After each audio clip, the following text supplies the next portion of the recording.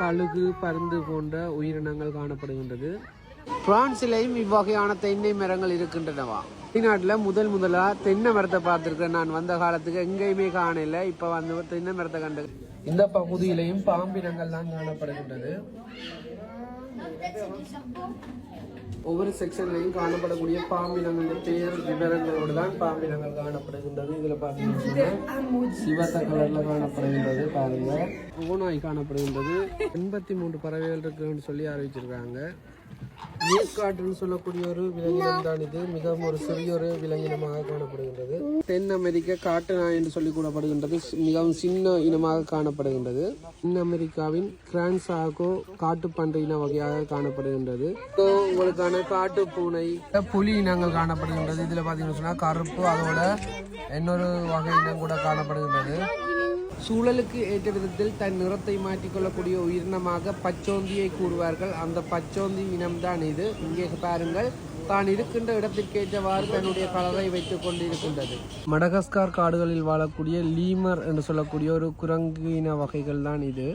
இங்கே காணப்படக்கூடிய அனைத்து விதமான உயிரினங்களுக்கும் விளக்கங்கள் கொடுக்கப்பட்டுள்ளன. ஒரு விஷத்தன்மையான உயிரினமாக அருணாயை சொல்வார்கள். அதுதான் இந்த அருணாய். டோகா டுகன் என்று சொல்லக்கூடிய ஒரு பறவை இனமாக காணப்படுகின்றது. நான் கூட வாழ்நாளில் பார்த்திராத பறவை விலங்கினங்களை இங்கு பார்த்து மகிழக்கூடியதாக இருந்தது. பெரிய வகையிலான உணன் காணப்படுகின்றது. பெரிய எறும்பு திண்ணி என்று சொல்லக்கூடிய ஒரு தென் அமெரிக்க உயிரினம் தான் இது. இதற்கு பற்கள் இல்லை. ஒட்டும் நாட்களால் எறும்புகளைத்தான் அதிகமாக உணவாக உட்கொள்ளும் உயிரினமாக இது காணப்படுகின்றது. விலங்கினங்களுக்கு சாப்பாடு கொடுப்பது கூட நாங்கள் நேரடியாக பார்த்துக் கொள்ளக்கூடியதாக இருக்குது. இப்போ நாங்கள் எறும்பு திண்ணி என்று சொல்லி அந்த உயிரினத்திற்கான சாப்பாடை வந்து இந்த இடத்துல வந்து போடுறாங்க. அது எப்படி வந்து சாப்பிட போகுதுன்னு சொல்லி நாங்கள் பார்ப்போம். மிகவும் பாதுகாப்பாக சாப்பாடு கொடுக்குற நேரம் விலங்கினத்தை அடைச்சிட்டு திருப்பி சாப்பாடு கொண்டு திறந்து விடுறாங்க.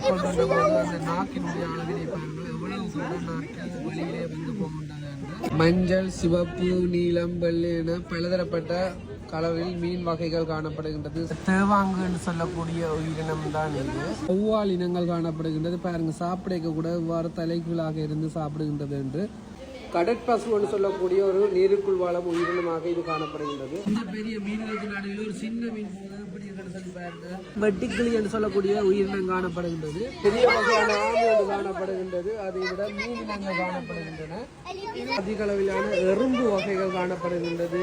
கட்டெறும்பு போன்ற வித்தியாசமான எறும்பு வகைகள் நிறையவே காணப்படுகின்றது. இந்த தவளை இனத்திலே வித்தியாசமான நிறைய வகையான கலர்ல தவளைகள் காணப்படுகின்றது. அது எந்த பெரிய திரைக்கை இருக்குன்னு சொல்லி பாருங்க. நாங்கள் இந்த இடத்த முழுமையாக சுற்றி பார்த்துட்டு இப்போ வலிக்கிட்டோம். இந்த இடத்துல காணப்படக்கூடிய அனைத்து வகையான உயிரினங்களுடைய உருவப்பொம்மைகள் காணப்படுகின்றது. இவற்றை கூட நீங்கள் உங்களுடைய சிறுவர்களுக்கு வாங்கி கொடுக்கலாம். ஸோ இப்படியான இடத்த மிஸ் பண்ண வந்து பாருங்கள். பரிசிலான் இருக்குது. நான் அட்ரஸை வீடியோவில் மென்ஷன் பண்ணுறேன். அடுத்த ஒரு வீடியோவில் சந்திப்போம். நன்றி.